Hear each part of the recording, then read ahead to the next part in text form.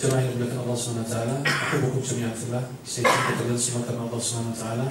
Semoga Allah senantiasa kumpulkan kita di dunia dalam taat dan di akhirat di surga Allah SWT. Amin ya Allah. Kita melanjutkan pembahasan sesuai urutan para Nabi dan Rasul. Karena pertama kita bahas penciptaan langit bumi, berikutnya kita bahas tentang malaikat dan jin. Sekarang insya Allah pembahasan kita dengan bapaknya manusia atau Nabi Adam AS.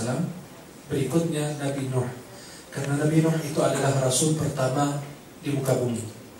Nabi Nuh Rasul pertama di muka bumi sesudah Nabi Adam AS. Dan seperti yang digambarkan Allah dalam Al-Quran, وَرُسُلًا قَدْ قَصَصْنَاهُمْ عَلَيْكَ وَرُسُلًا لَمْ نَقْصُصْهُمْ. Artinya sebagian para Rasul dan Nabi sudah diceritakan kepada kami, dan sebagian lain tidak diceritakan. Karena jumlah mereka adalah 25. Tapi ada pendapat, walaupun itu disebut pendapat ulama yang lemah, dhaif, 124 ribu Nabi. Tapi itu pendapat lemah, artinya tidak ada dalilnya, cuma pendapat dari ulama saja. Artinya menambah pengetahuan kita 124 ribu Nabi. Akan tetapi pendapat tersebut itu adalah pendapat ulama yang tidak berdasarkan dengan dalil. Maka yang kita dikenal atau dikenalkan oleh Allah SWT hanya 25. Allah Subhanahu wa ta'ala adalah Zat yang maha awal. Tiada sesuatu sebelumnya. Dia juga senantiasa melakukan apa yang dia kehendakinya. Mengapa Allah menciptakan manusia? Itu sesuatu yang dikehendaki Allah, suka-sukanya Allah Subhanahu wa ta'ala. Allah itu yang memiliki kerajaan langit dan bumi.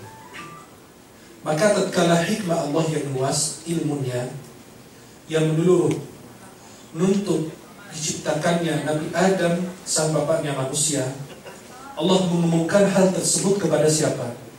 Kepada para malaikat.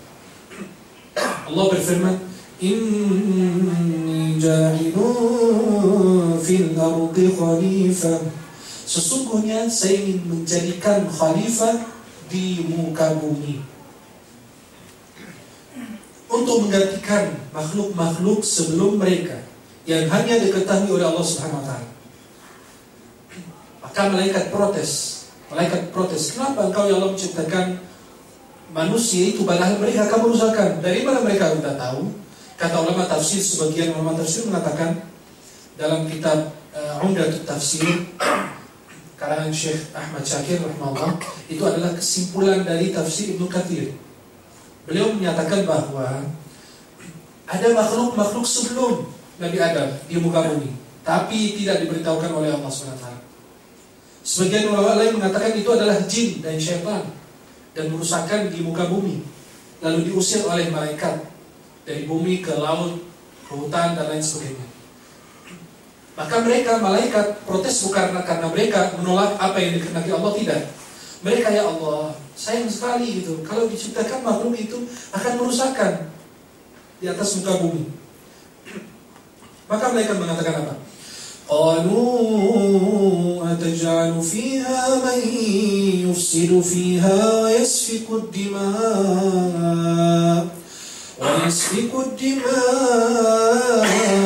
nahnu nusabbihu bihamdika wa nuqaddisu lak.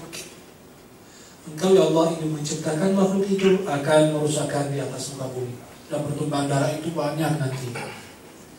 Wa yasfiku ad-dima' wa nahnu nusabbihu bihamdika wa nuqaddisu lak. Kami ya Allah, engkau menciptakan kami untuk mensucikan engkau, untuk beribadah kepada engkau. Mengapa engkau menciptakan makhluk-makhluk yang merusakkan? Coba perhatikan apa kata Allah. Inni a'lamu ma la ta'lamun. Sesungguhnya saya lebih mengetahui terhadap makhluk itu. Saya lebih mengenalnya, saya lebih mendalaminya, saya lebih mengetahuinya, karena saya adalah Tuhannya yang menciptakan makhluk tersebut. Allah mengabarkan kepada malaikat tentang penciptaan Nabi Adam AS dan apa yang akan terjadi dari keturunannya, dari keturunan Nabi Adam yang jahat, Allah pun menjawab kepada malaikat, inni a'lamu ma la ta'lamun. Saya lebih mengetahui apa yang kalian tidak tahu. Maka kalau kita ngomong, jangan asal kita ngomong saja. Apa kita ngomong sembarangan? Kita harus ngomong atas dasar ilmu. Kalau tidak ada, tidak boleh kita ngomong.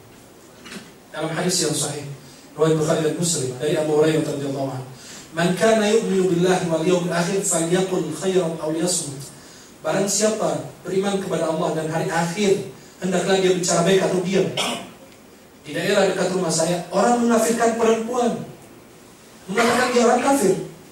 Pernikahannya itu tidak sah, harus dinikah ulang katanya. Saya tanya mengapa? Katanya dia pengikut Syiah. Saya bilangnya, akhi, itu siapa yang bisa mengatakan dia kafir? Ustaz fulan, ustazan saya bilang. Ustaz itu suruh belajar dari Iqra lagi.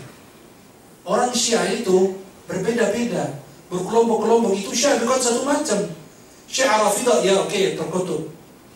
Tapi kalau ulama mereka kafir menurut ulama kita semua.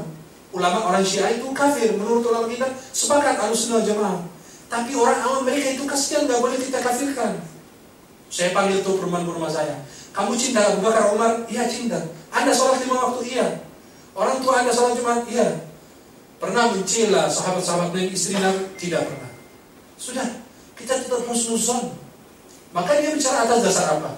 Orang Syiah itu kafir semua katanya. Itu nikahnya tidak sah padahal sudah punya anak. Walaupun anggaplah dia orang Syiah. Begitu, bukan begitu caranya kita memperbaiki kesalahan. Contohnya, ada orang yang dikasih obat maaf di Mesir dulu. Pernah ada orang petani yang datang ke dokter. Dok, saya sakit, dikasih obat. Obat maaf tidak dipakai dari mulut, pakai dari bawah. Tapi saking awamnya orang tersebut, orang petani dipakai dari mulut. Udah pergi, balik lagi ke dokter. 1 minggu kemudian dia balik lagi. Ditanya sama dok, Pak gimana, udah sembuh? Alhamdulillah, walaupun obatnya rasanya pahit katanya. Orang-orang bukan dari mulut, pakainya dari mana? Tapi ternyata dia sembuh. Dokternya nggak komen, kenapa? Karena dia sembuh, selesai. Kalau disalahin lagi nggak bisa nyesal apa yang terjadi. Artinya kalau kita ada kesalahan, jangan kita perbaiki kesalahan tersebut seperti itu. Harus kalau bicara atas dasar ilmu. Jangan kata masalah kafir, bid'ah, neraka sesat itu anggap itu hal yang mudah bagi kita. Anda mendalami bahasa Arab dulu, baru bisa mengatakan bid'ah itu apa. Karena bid'ah itu bermacam-macam. Apakah bid'ah dalam bahasa Arab, apa dalam ulama? Harus mendalami usul fikih dulu. Kitab-kitab Imam Syatibi, silakan Anda baca. Baru Anda bisa mengatakan apakah ini halal atau tidak, apakah ini boleh atau haram, dan lain sebagainya. Maka malaikat protes. Wah, tuh malaikat. Sampai Allah menjawab, inni a'lamu ma la ta'lamun. Saya lebih mengetahui kepada makhluk tersebut. Lalu Allah Subhanahu wa taala menciptakan Adam dengan tangannya sebagai bentuk pemuliaan baginya. Tangan Allah kayak gimana? Allah yang Maha mengetahui. Saya selalu bilang, Allah Hayy Qayyum, betul? Allahu la ilaha illa huwal hayyul. Surat Al-Baqarah 255. Allahu la ilaha Hayy Qayyum. Hayy, Maha hidup, betul? Kita hidup tidak? Kita hidup tidak? Saya Hayy, Allah Hayy. Artinya saya hidup, Allah hidup. Tapi kehidupan Allah beda dengan kehidupan saya. Kehidupan saya itu ada awal dan ada akhir. Tapi kehidupan Allah tidak ada awalnya dan tidak ada akhirnya. Subhanahu wa ta'ala. Maka tangannya Allah dengan tangannya menciptakan Nabi Adam. Kayak gimana tangan Allah? Semua yang dibayangkan kita itu Allah beda. Laisa kamitslihi syai'un wa huwas samiul basir. Surat Asy-Syura ayat 11. Maka Allah Subhanahu wa ta'ala segenggam apa? Tanah dari seluruh jenisnya. Dari seluruh jenis tanah, yang lunak dan yang keras, serta yang baik dan yang buruk, agar keturunannya nanti bertabiat seperti itu. Maka kalau kita lihat zat manusia ini dari tanah semua yang ada di tanah itu ada dalam diri kita. Anda bisa tanya sama ahlinya. Penelitian ulama bahwa semua yang ada di jenis tanah itu ada di dalam diri manusia. Kenapa? Karena kita asalnya dari situ. Kemudian Nabi Adam awalnya adalah tanah. Perhatikan penciptaan Nabi Adam. Awalnya adalah tanah. Lalu Allah memberi air padanya. Dan jadilah dia, namanya dalam bahasa Arab At-Tin. At-Tin itu air bercampur tanah. Kemudian tatkala air telah lama bercampur dengan at-tin tersebut, artinya air yang bercampur dengan tanah, berubahlah dia menjadi lumpur yang dibentuk, yang bisa dibentuk-bentuk itu. Sesudah itu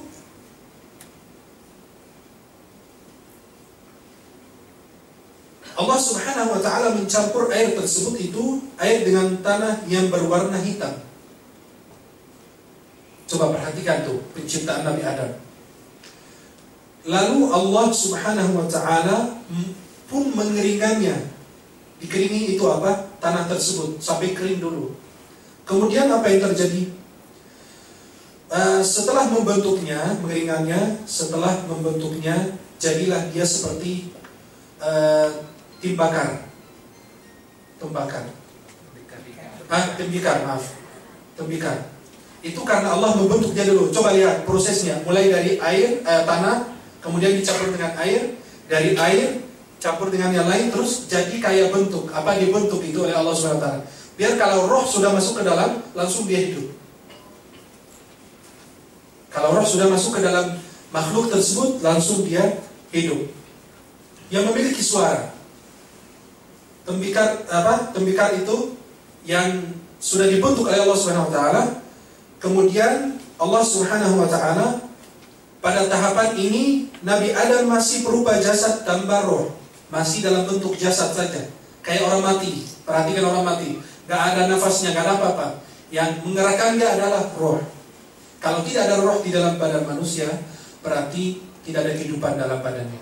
Roh itu seperti apa? Sampai hari kiamat tidak ada seorang pun yang bisa mengetahui hakikatnya roh itu kayak gimana. Kenapa? Karena dalam surat Al-Isra Allah berfirman, "Yas'alunaka 'anil ruh." Mereka bertanya kepada roh, kepadamu wahai Muhammad tentang roh. Qul ar-ruhu min amri rabbi. Katakanlah roh termasuk urusan Tuhan. Manusia bisa mengetahui yang ada janin yang ada dalam rahim ibunya, laki apa perempuan. Ada yang bilang, Al-Quran bilang Allah yang mengetahui 5 hal. Di antaranya dalam akhir surat Saba, di antara 5 ini adalah Allah mengetahui apa yang di dalam rahim perempuan itu. Kita bilang salah kamu menafsirkan. Ma itu di dalam bahasa Arab bukan artinya jenisnya. Kalau jenis itu tidak Allah membicarakan. Ada 4 hal yang Allah mengetahui tidak diketahui oleh orang lain. Termasuk umurnya. Dokter sudah tahu umur anak itu enggak? Itu istri adik saya itu melahirkan 2 bulan yang lalu. Dipastikan sama dokter sampai dia mau melahirkan bahwa yang ada dalam rahim dia itu perempuan. Sampai dibeli baju perempuan. Itu kata dokter. Udah mau 8-9 bulan, udah dikatakan, dipastikan sama dok, cek lagi, takut kita beli baju perempuan jadi laki. Gimana itu nanti? Kata dokternya insya Allah perempuan, tapi keluarnya laki-laki. Kayak gimana? Wallahu a'lam. Udah diganti apa gimana? Oh, kan urusan Allah. Maka kadang-kadang itu dokternya salah, nggak pasti 100%. Perkiraan aja gitu, kira-kira berapa. Yang diketahui oleh Allah Subhanahu wa taala tentang yang ada di dalam rahim itu adalah laki perempuan, terus tentang usia atau umur, berapa lama dia hidup di dunia. Apakah dia berwarna putih atau warna hitam? Apakah dia hidup bahagia apa celaka? Berapa rizkinya setiap hari? Penghasilan bulanannya tidak diketahui oleh siapapun kecuali Allah Subhanahu wa ta'ala. Setelah sempurna penciptaan Nabi Adam AS, ditiupkanlah roh kepadanya. Berubahlah jasad yang mulanya mati menjadi hidup, memiliki tulang dan daging dan saraf serta roh. Inilah manusia yang sesungguhnya. Lalu Allah Subhanahu wa ta'ala mempersiapkannya untuk bisa menyerap seluruh pengetahuan dan kebaikan. Setelah itu Allah sempurnakan nikmat kepadanya. Dia ajari nama-nama benda seluruhnya. Artinya apa? Ini kursi. Allah ngajari Nabi Adam, ini kursi, ini langit, ini sama, langit, bumi, ard, ini mobil. Semua diajarkan. Semua benda. Apa yang diajarkan? Sampai kata ulama tafsir, jarum aja dikasih tahu. Ini namanya jarum. Ibrah kalau dalam bahasa Arab. Ibrah, jarum. Artinya yang besar sudah diajarkan, maupun yang kecil juga sudah diajarkan kepada Nabi Adam AS. Kenapa Allah mengajarkan kepada Nabi Adam AS? Karena Allah ingin mentes malaikat yang protes penciptaan makhluk itu. Apa kata Allah? Saya mau bilang ini makhluk mulia juga. Di antara makhluk keturunan Adam itu ada makhluk yang mulia. Lalu Allah panggil malaikat, ambiuni. Allah memanggil, hei malaikat, ayo kasih tahu saya, ini namanya apa? Benda-benda ini. Mereka tidak bisa menjawab. Subhanaka la ilma lana. Maha suci engkau. Tidak ada ilmu yang kami miliki kecuali ilmu yang kau berikan kepada kami. Kemudian Allah memanggil. Tuh, perhatikan. Artinya mau membuktikan kepada malaikat, ada makhluk mulia ini. Kalian pertama tidak menerimanya. Hai Adam, ambihum bi asma'in. Wahai Adam, kasih tahu mereka nama benda-benda ini apa. Lalu disebut sama Nabi Adam, ini namanya ini jarum, langit, bumi, semua disebut sama Nabi Adam. Maka malaikat, sesudah malaikat menyaksikan sebagian kesempurnaan makhluk ini, mereka kemudian benar-benar menghargai Nabi Adam alaihissalam. Lalu Allah ingin menampakkan pemuliaan para malaikat kepada Adam secara rahim dan batin. Mereka mengakui dalam hati mereka bahwa apa? Nabi Adam itu makhluk mulia. Orang sudah tahu benda-benda yang dia baru lahir aja sudah dikasih tahu ini benda namanya apa. Allah ingin lahir mereka, zahir mereka aja tunduk kepada Nabi Adam. Maka Allah, ayo kalian sujud kepada Adam itu. Batin mereka sudah menerima Adam itu orang pintar, orang bagus, penciptaannya mulia. Allah ingin mereka tunduk lagi, bukan hanya cuma dari ucapan, akan tetapi perilaku mereka aja tunduk kepada Nabi Adam. Kemudian Allah Subhanahu wa Ta'ala mengatakan apa? Usjudu li Adam. Sujudlah kalian semua kepada Adam. Mereka semua segera bersujud. Perhatikan, semua segera bersujud. Dan iblis di saat itu bersama mereka. Namun dia bukan dari kalangan malaikat. Dia termasuk dari jenis jin yang tercipta dari api yang panas. Nih, artinya begini, kalau saya bilang semua manusia yang di sini atau fulan yang ada di sini, saya sebut nama berapa orang, sujud kepada fulan. Atau dengan istilah lain saya bilang fulan dan manusia yang ada di sini semua sujud kepada fulan. Artinya bukan semua orang yang saya sebut saja, akan tetapi saya bilang manusia berarti selain atau semua yang di luar mereka yang saya sebut harus sujud. Karena ketika Allah menyuruh Adam, ayo sujud, malaikat sujud kepada Adam, iblis pada waktu itu ada hadir menyaksikan hal tersebut. Maka Allah mengumumkan usjudu li Adam. Allah tidak bilang wahai malaikat sujud kepada Adam. Coba baca teks dalam Al-Quran bahasa Arabnya, tidak ada. Allah mengatakan usjudu, sujudlah kalian semua. Artinya semua yang hadir sujud, termasuk malaikat maupun iblis. Tapi iblis itu langsung dia sombong. Waduh, sombongnya minta ampun lagi. Langsung dia kaget. Ana khairum min, khalaqtani min nar wa khalaqtahu min tin. Saya lebih mulia dari dia. Siapa itu dia? Saya diciptakan dari api, maka dia diciptakan dari tanah. Itu yang manusia itu zaman sekarang. Maaf, kenapa ambil pelajaran sedikit-sedikit. Manusia kadang-kadang sekarang sebut apa? Oh, kalau bukan saya masjid ini nggak bakalan bangun. Kalau bukan saya karpet musola ini nggak ada. Kalau bukan saya anak itu nggak ada. Itu namanya sifat iblis yang ambil dari Al-Quran. Saya lebih baik dari dia. Tuh, kalau ada teman contohnya di kantor, oh fulan insya Allah lebih bagus dari kamu. Ya Alhamdulillah, mudah-mudahan Allah muliakan beliau. Tapi yang dengki, yang sombong, sekali-kali lu ngomong, langsung kita protes. Kenapa? Dia merasa bukan lebih baik dari saya. Maka itu adalah sifat Adam. Jangan sekali-kali mengatakan saya lebih baik dari dia. Karena kita tidak tahu yang lebih baik di sisi Allah siapa. Terus kemudian apa? Allah melihat iblis itu udah sombong. Ihbit minha fama yakunu laka an tatakabbara fiha.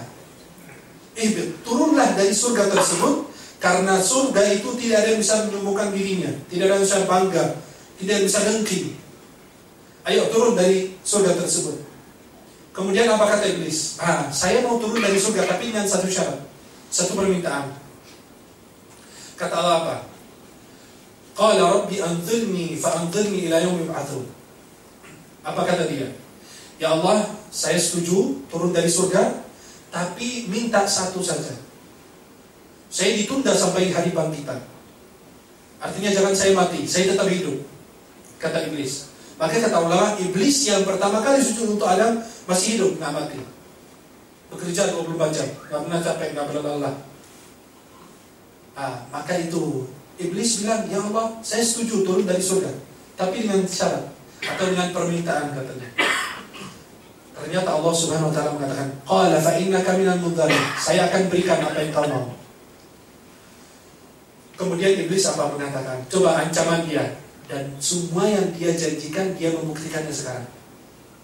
Qala rabbi fabima aghwaytani la aq'udanna lahum siratakal mustaqim. Sebagaimana engkau mengatakan saya sesat, wahai Allah, wahai Tuhan, saya akan menghalangi mereka dari siratal mustaqim. Kemudian saya akan datangi mereka di antara mereka, dari belakang, dari kanan, wa an syama'ilihim, dan dari kiri mereka, wala tajidu aktsaruhum syakirin. Dan engkau ya hai Allah tidak akan mendapatkan mereka orang-orang yang sebagai orang-orang yang bersyukur. Maka orang yang bersyukur itu sifat yang susah didapat dalam diri manusia. Karena sedikit, kata Allah dalam surat Sad, wa qalilun min ibadiyasy syakur. Sangat sedikit hambaku yang bersyukur. Berarti tidak banyak yang bersyukur. Kalau kita ngomong mungkin asal mau kita ngomong aja. Tapi yang bersyukur tetap di sisi Allah sedikit.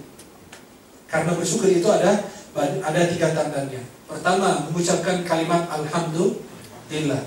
Terus kedua, untuk membuktikan bahwa kita bersyukur tidak. Pertama, alhamdulillah. Kedua, mengakui dalam hati bahwa itu semua karunia Allah SWT. Bukan karena saya pintar, bukan karena saya orang kaya, maka saya dapatkan harta sebesar itu. Yang ketiga, menggunakan harta tersebut dalam hal yang bermanfaat atau hal-hal yang terhadap Allah Subhanahu wa Ta'ala. Ternyata iblis membenarkan janjinya. Sampai Allah dalam surat Saba ayat 20. Laqad saddaqa alaihim iblisu dhannah. Iblis telah membenarkan janjinya. Fattaba'uhu. Manusia itu atau keturunan Adam banyak mengikutinya. Illa fariqan minal mu'minin, kecuali sedikit ada orang-orang yang beriman yang tidak pernah dan tidak mau mengikuti panggilan atau bisikan iblis tersebut. Lalu Allah Subhanahu wa taala menyempurnakan nikmatnya kepada Nabi Adam alaihissalam. Allah ciptakan dari beliau seorang istri namanya Hawa.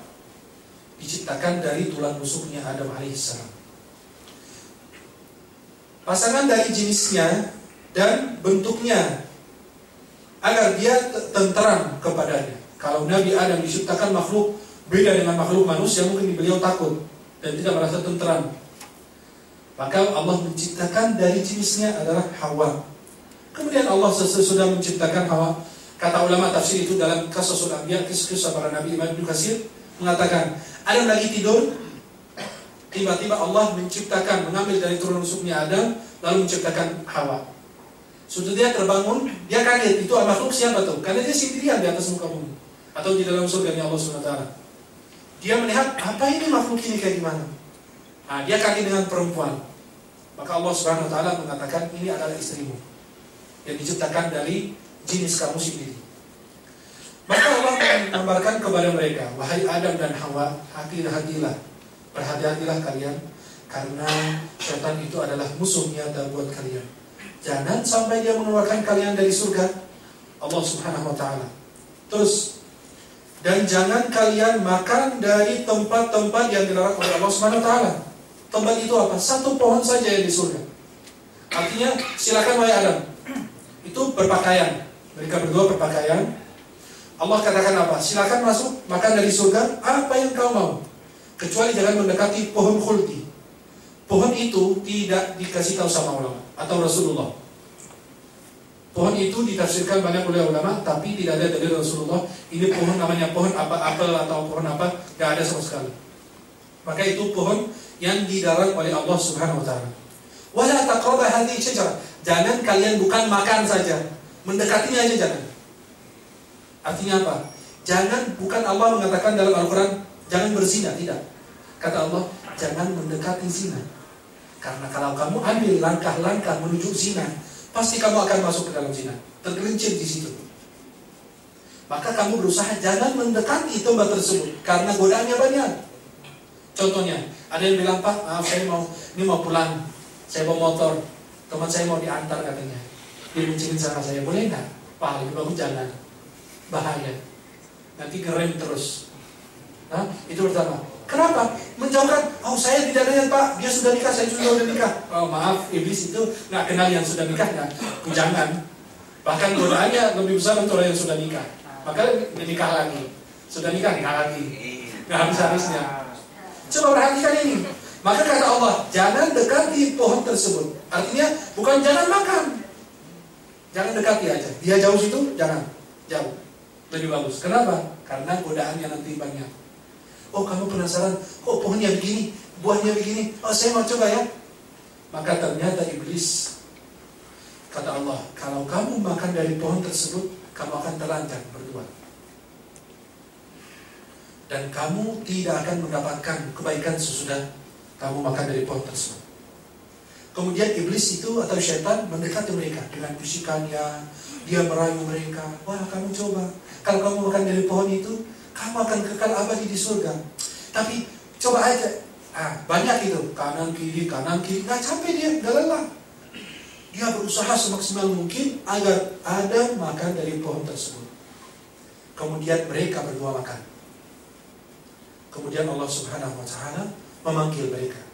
Wa nadahuma rabbuhuma alam anhakuma an tilkuma syajarah. Allah memanggil, bukankah saya melarang kalian makan dari pohon tersebut? Wa aqul lakuma, dan saya mengatakan sebelumnya kepada kalian, syaitan adalah musuh nyata buat kalian. Terus apa yang terjadi? Nabi Adam menyesal. Tapi kata Allah apa? Kamu ini karena udah mulai makan dari sesuatu yang dilarang, maka dia harus buang kotoran. Orang surga nggak ada yang buang kotoran. Itu keluar sebagai keringat yang wangi. Orang penghuni surga Allah SWT. Semoga antum semua menjadi penghuni surga Allah. Tidak ada yang ke kamar mandi, nggak pakai antrian di sana, apalagi ribuan jutaan manusia di situ. Oh antrian tuh, cepat, nggak sabaran, nggak. Keluar sebagai keringat yang wangi. Kemudian Nabi Adam sudah mau buang kotoran, kata Allah, gimana? Buang gimana? Ini surga semua bersih, suci. Mau buang gimana? Ayo turun ke muka bumi. Tapi ketika Nabi Adam menyesal, Nabi Adam ingin bertobat kepada Allah SWT dan menerima beberapa kalimat atau bagaimana cara bertobat kepada Allah SWT. Dengan apa taubatnya Nabi Adam? Rabbana zalamna anfusana wa illam taghfir lana wa tarhamna lanakunanna minal khasirin. Kami telah menzalimi diri sendiri. Jika Engkau tidak mengampuni kami, merahmati kami berdua, kami akan termasuk orang-orang yang merugi. Itu surat Al-A'raf ayat 23. Sesudah mereka mengucapkan kalimat itu, saya akan sebutkan dalam hadis palsu disebutkan bahwa Nabi Adam tawassul kepada Allah dengan nama Nabi Muhammad. Itu hadisnya palsu. Itu memang hadisnya ada riwayat Al-Hakim, tapi hadisnya palsu. Wahai Nabi Adam tawassul kepada Allah, ya Allah dengan Muhammad Engkau ampuni saya. Kata Allah, dari mana kamu tahu? Oh saya lihat dia di mana-mana di arasmu. Itu hadisnya hadis palsu. Karena itu bertentangan dengan Al-Quran. Artinya, cara Nabi Adam bertaubat dengan ayat firman ini. Maka jika kita melakukan dosa dan maksiat, kita segera baca ayat ini. Rabbana zalamna anfusana wa illam taghfir lana wa tarhamna lanakunanna minal khasirin. Nabi Adam mau turun dari surga, tapi Allah membekali Adam lagi. Hei, sini Adam. Saya sudah sebelumnya kamu masuk surga, saya sudah beritahu. Jangan hati-hati sama syaitan dan jangan makan dari pohon khuldi tersebut. Nabi Adam sudah mau diturunkan dari tempat yang tinggi, artinya dari surga ke bumi. Maka Allah membekali dia dengan nasihat lagi. Allah berikan pesan kepada Adam dan keturunannya. Surat Al-A'raf ayat 27. Ya bani Adamah, wahai anak Adam, keturunan Adam. La yaftinannakum asy-syaitan kama akhraja abawaykum minal jannah. Jangan, hati-hati, jangan sampai kalian ditipu oleh syaitan. Atau syaitan memfitnah kalian. Sebagaimana dia berusaha mengeluarkan orang tua kalian, manusia adalah Adam dan Hawa dari surga Allah SWT. Yanzi'u anhuma libasahum, artinya membukakan baju mereka, membuat mereka telanjang di dalam surga Allah SWT. Innahu yarakum huwa wa qabiluh min haitsu la tarawnahu. Sesungguhnya jin atau syaitan dan pengikutnya dapat melihat kalian dari tempat yang kalian tidak bisa melihatnya. Artinya manusia tidak bisa melihat jin. Tidak ada manusia yang bisa melihat jin. Kalau dia berbentuk menjadi manusia atau jadi kelinci atau jadi anjing atau dan sebagainya, baru kita bisa melihat bentuknya saja. Tapi bentuk kecintaan aslinya tidak kami dapat bisa melihat. Min haitsu la tarawnahu inna ja'alna asyayatina awliya'a lil ladzina la yu'minun. Sesungguhnya kami jadikan syaitan itu pemimpin bagi orang-orang yang tidak beriman. Nauzubillah min dzalik.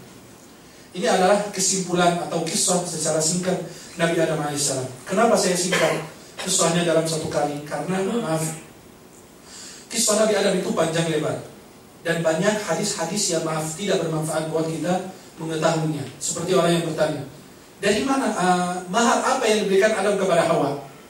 Saya bilang, maaf, saya bukan KUA yang menikahkan mereka, mana saya nggak tahu. Kalau saya KUA yang menikahkan mereka, mana saya tahu dia kasih mahar berapa? Orang KUA catat maharnya sekian, nggak ada, cuma mereka berdua di muka bumi. Maka ada pertanyaan yang aneh gitu. Mahar apa yang diberikan Adam kepada Hawa? Saya bukan KUA yang menikahkan mereka berdua. Ya pernah. Cuma mereka berdua sendiri. Maka ini saya ambil kisah ini kesimpulannya dari Al-Quranul Karim secara singkat. Yang penting sudah mengenal penciptaan Nabi Adam. Ada mutiara atau hikmah dari kisah Nabi Adam alaihissalam. Pertama, kisah yang agung ini adalah Allah Subhanahu wa taala sebutkan dalam kitabnya. Di banyak tempat secara tegas tanpa ada keraguan padanya. Kenapa Allah menceritakan kisah Adam? Artinya makhluk pertama Adam. Ingat, asal manusia itu adalah manusia. Bukan asal manusia, asalnya apa? Asal manusia apa? Monyet, dia bilang binatang, benar kan? Daun itu bilang binatang. Anggaplah, oke, kita ikutin apa kata dia. Dia bilang asal manusia itu adalah monyet. Setuju? Anggaplah kita ikutin dia dulu. Dia bilang asal manusia asalnya monyet. Oke. Berarti turun pertama sebelum manusia itu ada monyet, kemudian berubah menjadi manusia. Setuju? Setuju. Monyet berubah jadi manusia, tapi tidak pernah kita lihat manusia berubah jadi monyet. Tidak pernah. Manusia itu dimusuhi oleh Allah SWT adalah Yahudi dulu menjadi anjing dan babi. Nah, itu bisa, tapi monyet tidak. Anggaplah dia bilang asal manusia monyet, kemudian monyet berubah jadi manusia. Sekarang kita mau tanya lagi. Berarti kalau bisa A, berarti harus bisa sebaliknya. Sebaliknya, manusia itu bisa berubah jadi monyet. Pernah? Ada tetangganya itu bangun pagi hari itu lihat tetangganya, waduh kok monyet? Gak pernah. Maka itu membantah perkataan orang yang mengatakan bahwa asal manusia itu adalah monyet. Asal manusia adalah manusia, dan Adam dan Hawa. Yang kedua adalah keutamaan ilmu. Kalau kita ngomong harus ada ilmu, jangan asal kita ngomong saja. Yang ketiga, yang Allah karuniakan ilmu kepadanya harus mengaku itu dari Allah Subhanahu wa taala. Seperti malaikat, Subhanaka la ilma lana illa ma 'allamtana. Maha suci Engkau, tidak ada ilmu yang kami dapat kecuali ilmu yang Kau berikan kepada kami. Artinya dia mengembalikan. Itu harta siapa, Pak? Oh, bukan harta saya. Saya cuma menjaga harta itu. Karena ilmu menjaga kita, kata Imam Ali. Ilmu menjaga kita, kita yang menjaga harta. Berarti yang lebih bagus apa? Ilmu apa harta? Ilmu. Karena ilmu yang menjaga kita. Tapi kita yang menjaga harta. Maka dengan kemuliaan ilmu itu orang bisa ngomong, bisa mengajarkan orang lain agama, bisa mengenalkan orang lain kepada Allah dan Rasulnya sallallahu alaihi wasallam. Sifat dengki, sombong dan tidak atau tamak itu merupakan akhlak yang paling berbahaya bagi seorang hamba. Allah mengatakan hati-hati terhadap sifat dengki. Dengki, sombong adalah sifat yang menghancurkan seorang hamba. Anda di kantor, di rumah, bersama keluarga, di RT, di RW, di mana Anda berada, jangan memiliki dua sifat ini. Dengki dan sombong. Selama Anda dengki, rezeki Anda akan bertambah. Keberkahan dalam rezeki Anda tidak ada. Walaupun perasaan Anda uang banyak, tapi tidak ada berkahnya. Maka dengki terhadap orang lain, ada dengki yang dipuji, ada dengki yang dicela. Yang dipuji seperti apa? Itu namanya dalam bahasa Arab al-ghibtah. Contohnya begini. Ada teman saya dapat mobil, dikasih hadiah mobil. Saya ghibtah, artinya saya dengki terhadap dia, tapi dengan dengki yang dipuji. Ya Allah, sebagaimana Engkau berikan saudaraku ini, karuniakan kepada saya satu mobil juga. Dan berkah ini yang Engkau berikan kepadanya. Itu yang dipuji. Kata Allah, bagus. Kenapa? Kamu tidak punya keinginan untuk Allah. Ya Allah, kenapa dia dapat bukan buah? Itu dengki yang dicela. Artinya kamu ingin Allah menghapus dan mengangkat nikmat yang Allah berikan kepada saudara-saudara kita. Tapi kalau ingin mendapatkan semisal dia, itu dipuji oleh Allah SWT dan disenangi oleh Allah SWT. Seharusnya bagi seorang hamba ketika terjatuh dalam suatu dosa untuk segera bertobat dan mengakuinya. Yang kita bilang tadi, kalau kita melakukan dosa dan maksiat, dan siapakah di antara kita tidak memiliki dosa dan maksiat? Kita semua bermaksiat. Kullu bani Adam khata'. Semua anak Adam, keturunan Adam pasti berdosa dan bersalah. Sebaik-baik mereka adalah orang yang cepat kembali kepada Allah Subhanahu wa ta'ala. Mudah-mudahan kita segera kembali dari dosa kita kepada Allah Subhanahu wa ta'ala. Rabbana zalamna anfusana wa in lam taghfir lana wa tarhamna lanakunanna minal khasirin. Kesimpulan hari ini, jangan lupa sering membaca doa ini. Rabbana zalamna anfusana wa in lam taghfir lana wa tarhamna lanakunanna minal khasirin. Kalau ada pertanyaan, silakan.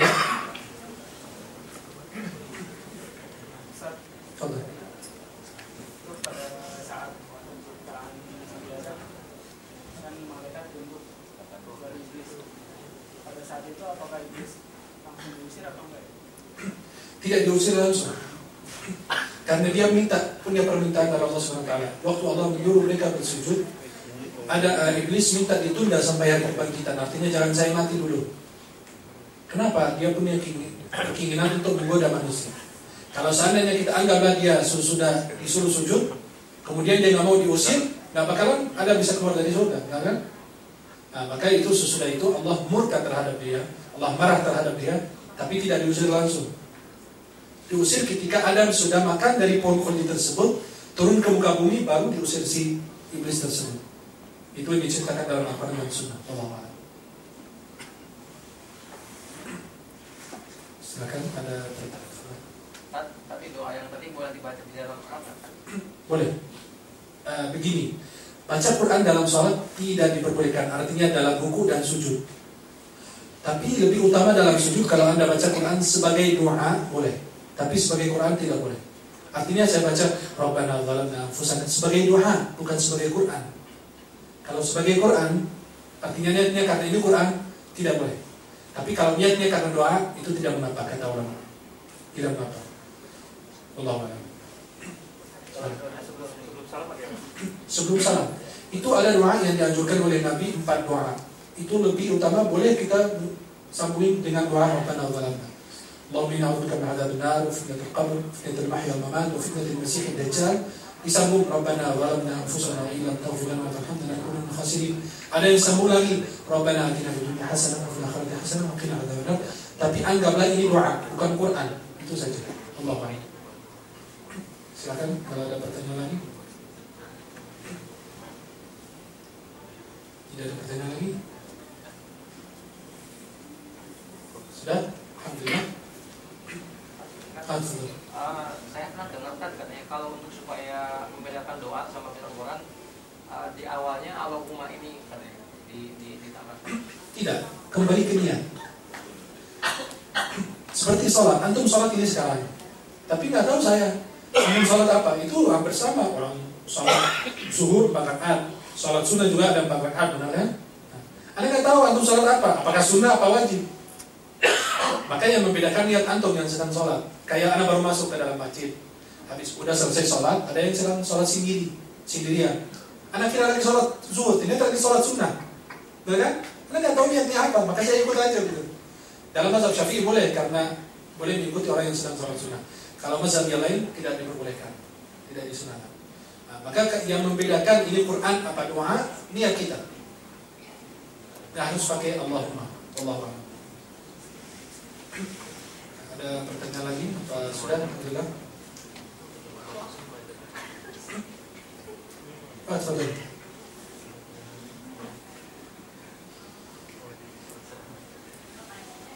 Ya, silakan.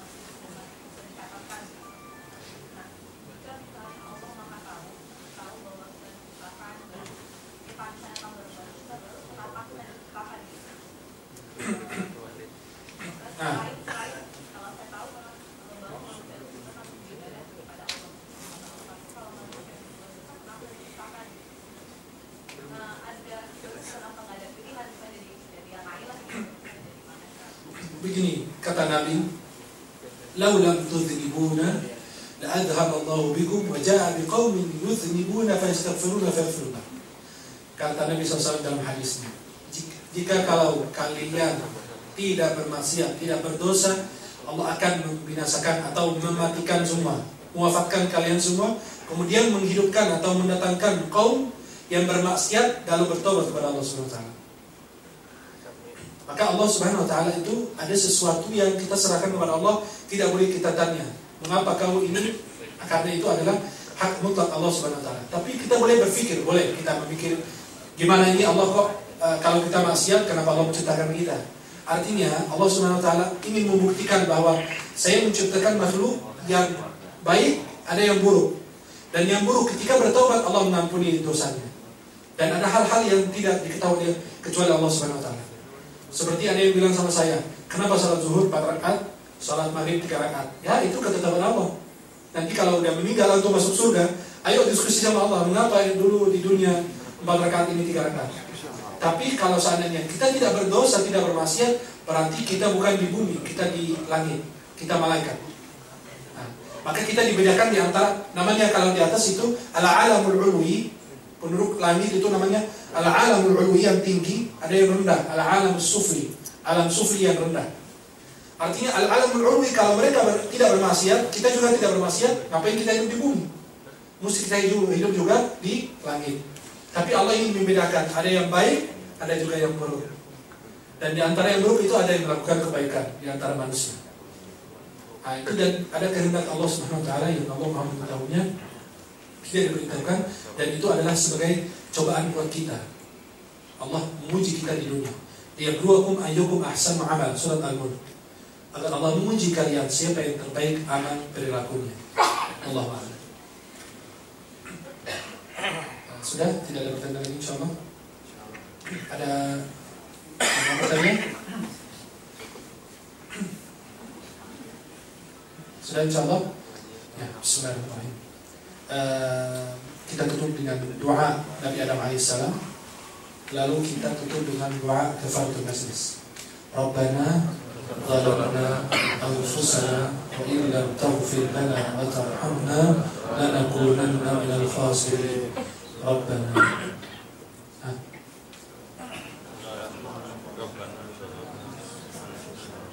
Rabbana zalamna anfusana wa in lam taghfir lana. Sekali lagi, Rabbana zalamna anfusana wa in lam taghfir lana wa tarhamna lanakunanna minal khasirin. Subhanakallahumma wa bihamdika asyhadu an la ilaha illa anta astaghfiruka wa atubu ilaik. Aku qawli hadza astaghfirullah wa lakum. Assalamualaikum warahmatullahi wabarakatuh.